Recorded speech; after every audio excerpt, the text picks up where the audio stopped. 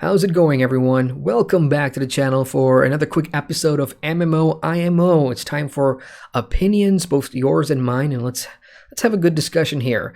First of all, in the background, I am taking a break on Guild Wars 2 from farming the Halloween stuff in the Mad King's Labyrinth. Somebody in the last IMO asked me, hey, what game are you playing in the background? And I didn't say. So I'm on Guild Wars 2 for those wondering, just chilling here, because you're going to see lots of background footage as I share my opinions. So let's jump straight into the first one, shall we? And again, for future IMO videos, I want to hear, questions, opinions, comments. Put them everywhere: YouTube, Facebook, Discord, and we'll have a great discussion. So first of all, let's go. All right, here we go. What is your opinion on Bless Unleashed coming to PC? I haven't played it back when Bless came out because of the reviews, but the game looks quite nice. Great loaded question to start off the video. Thank you very much for that. Bless Unleashed coming to the PC is, at least for me, no surprise. With what Bandai Namco, the new publishers developed by Round 8 Studios, which is also new, completely different from NeoWiz, which developed and published Bless Online, that came out in May 2018 and then got shut down a year later. With Unleashed, the console version, I could see Bandai Namco had a plan. They always had a plan to expand, and for it to come to PC is really no surprise. As for my opinion on it, I'm on the fence with this one. I think most of us who have played Bless Online kind of feel the same way, leaning more towards the negative side of things because of our experiences in the past. We got burned, let's admit it. Bless Online came out as a buy-to-play game, and if you need a recap, which I think most of you should already know this story, Bless Online, that game in 2018, was unoptimized. I'm getting killed in the background here. It was unoptimized in Unreal Engine 3. The combat just sucked. We were promised action combat, but we got just static, janky crap. There was absolutely no story. I can't even remember the story besides there being just two factions. And really, just no substance. Why am I dying? Oh, it's because there's a boss down there. So, yeah, look, when it comes to the CBT next month, I'm hoping to get in so I can objectively tell you folks whether or not it's a better game than Bless Online. From everything we've seen in the previews and gameplay from the PS4 and Xbox One versions, it looks better than Bless Online. We'll give it that. But since I don't play the console version, I can't really speak about mechanics and graphics and things like that. So I'm willing to give it a second chance, because most of the time I give MMOs on my channel a fair shake, and I'm hoping they can turn it around. I think it'll be good for a change if they can, in fact, change opinions and correct what NeoWiz did to us in the past, which was just burn us, really. I mean, we gave games like ESO and Final Fantasy XIV second chances, and they turned it around big time, albeit they were big studios. So hopefully they will turn it around, and yeah, I'm looking forward to the CBT if I get in, or launch next year, and we'll have this discussion again. I'm hoping they can surprise us. Am I confident? Not really, but again, I'm willing to give it a fair shake. All right, let's move on to the next one. Here we go. Hey, GRM, saw your Steam MMOs video. Was wondering what MMO would you recommend on Steam? Ooh, this is a tough one. Anytime somebody asks me for an MMO recommendation, anytime, and just leave it at that, it's almost pretty much difficult because there's so many variables, man. Like, are you a theme park guy? Do you like sandbox MMOs?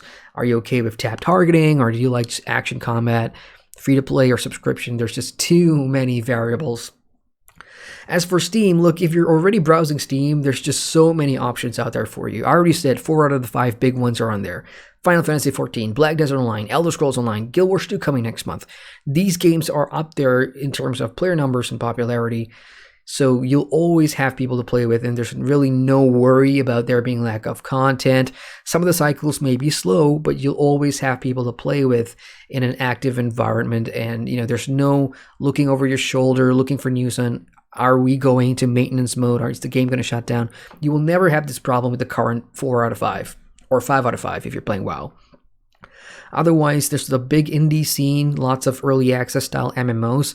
Unfortunately, you have to get into the cycle of, are you willing to pay to test the game? And there's really no substance. You're going to be doing lots of, boring, bland stuff.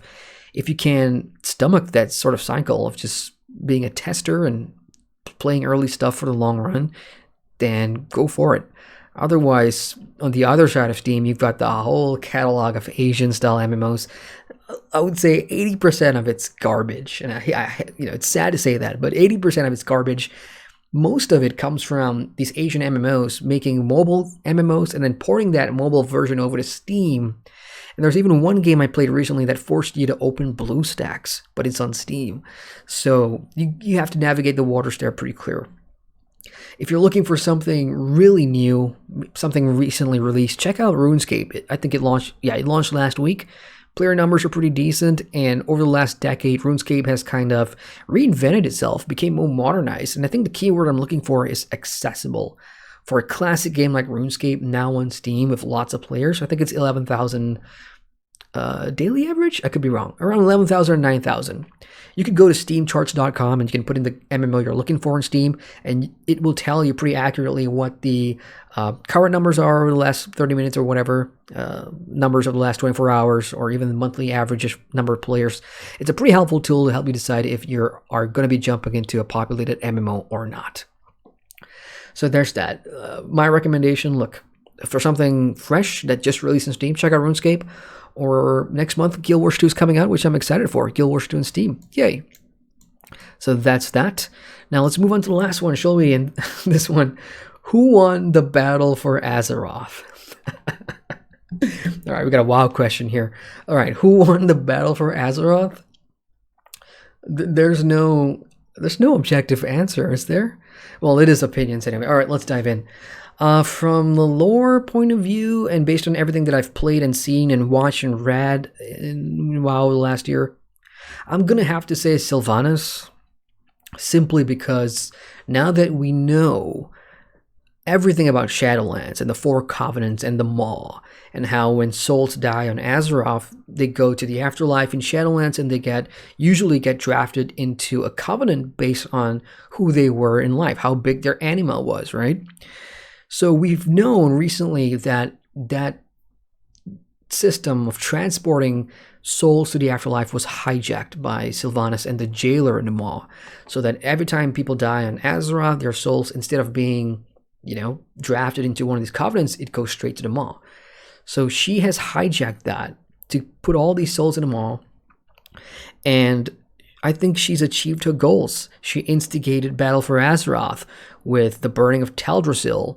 We had that, battle at Lordran. So plenty of people have died, not to mention the actual BfA itself, both Horde and Alliance clashing in Zul'Zar and just the BfA areas. And with all that war and death, I think she's done it, whatever her end game was. The jailer and Sylvanas, I think they got whatever they were doing done. I have no idea what that is, because we obviously haven't played Shadowlands yet. The expansion hasn't dropped. Other than that, maybe a small victory for the Horde. They've got their Horde back. There's no longer a war chief system. It's like a mini war council now, which I think is a great idea, because the Horde and WoW has been playing this war chief game for far too long. On the Alliance side, I don't know.